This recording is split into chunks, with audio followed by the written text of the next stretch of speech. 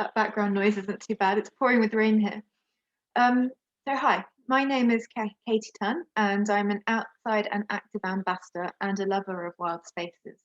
And today I'm going to talk to you about keeping safe as a woman alone outdoors. And by this I mean in terms of personal safety rather than physical safety whilst doing an activity or that kind of thing. This is an especially important topic right now after the tragic murder of Sarah Everard and the way that it's highlighted our feelings about personal safety whilst alone. Protecting your safety whilst alone as a woman, or indeed as any gender, is of huge importance when you're out and about, whether that be in urban or rural areas. So when it comes to getting outside, I spend most of my time solo. Most of my adventures involve getting off grid in places away from other people. On your own, there's no judgment. Nature doesn't care what you look like or what gender you are. You get a bit of space and you have the freedom to do whatever you like. I love it. And a lot of women ask me for advice on getting outside as a woman on your own. And the big question is it safe? And my answer is yes, definitely. I spend a huge amount of time outside in places that I've never been before, and I personally feel a lot safer in these wild areas than anywhere else. Someone once said to me, if someone dodgy is looking to cause you harm, they're unlikely to go somewhere where victims are scarce, which is a very blunt but true way to put it. That said, I think it's important to state that I have had negative experiences with creepy and aggressive men on my adventures. However, these are mostly due to my style of adventuring and the fact that I'll often stay put in one place for a while. Often people are just curious and they want to see what you're up to. The trouble is that you've got no way of knowing that, so it can sometimes be quite frightening. Like the time I was on a small island alone and a group of men came to look for me after dark. I hid and eventually they left. It was just a bit unnerving. But as I said, I have more of these experiences because of my adventuring style. Most women I know haven't had any problems at all. But it's still always important to follow a few basic guidelines if you're out camping alone, and I'll give you a few tips. I must point out that these are my own personal pointers. They're not exhaustive, and other women may give you different advice, just so you know that. So basic safety for me starts with planning. If you're nervous about your first time camping alone, it might help to choose somewhere that you're familiar with first. Here in Scotland, you're pretty much allowed to camp anywhere, but elsewhere you could ask a local farmer or a landowner if you can set up in a corner of their field.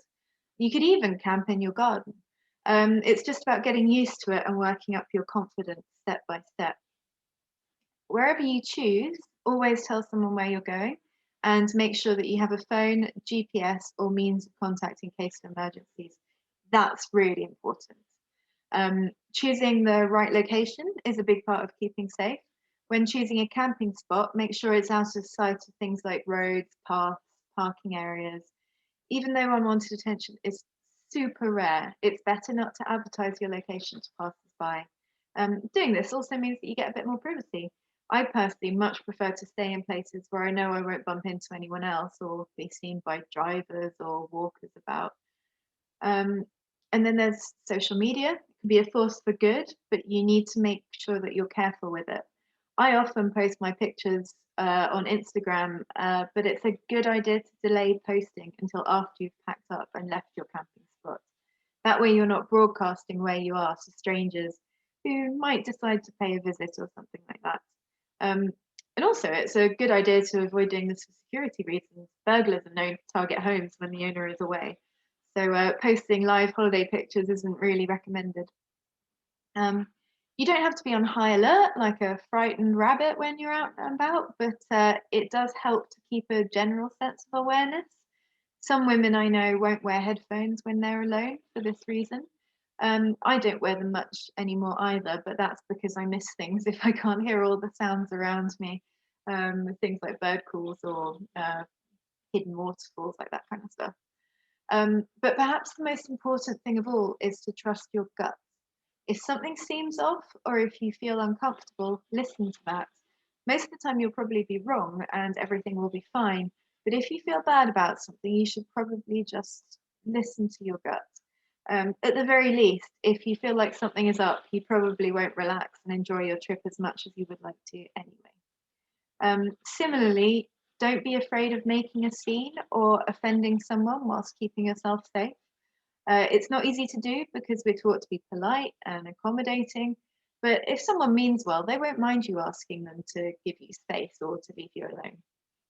And then on the other side of that, it's good to remember that not everyone you come across outdoors is as confident as you are. Whatever your gender, even if you mean well, it can be a frightening thing being approached in the dark by a stranger, especially if you're on your first solo outing and it's all new to you.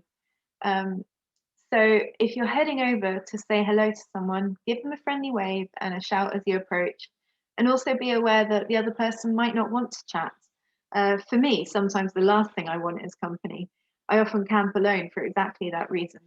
Um, but at other times, it's lovely to meet someone new. You can share stories and offer them a swig of your hip flask, or, well, you could before COVID. I can't imagine passing a hip flask round now.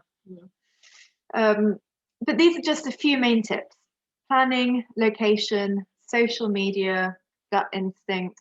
Hopefully, you'll never need any of them, but it's always good to be prepared. Armed with these, I'd say please give solo adventuring a go, because if you're anything like me, you'll absolutely love it. Um, the great outdoors makes no distinction to nature. Everybody is equal, and it's a wonderful place for women to find peace and solitude. Uh, Not forget, Mother Nature is our sister too, which is cheesy, but I like that. So thank you for listening to my recorded talk. Stay safe and have fun out there. Go forth and adventure.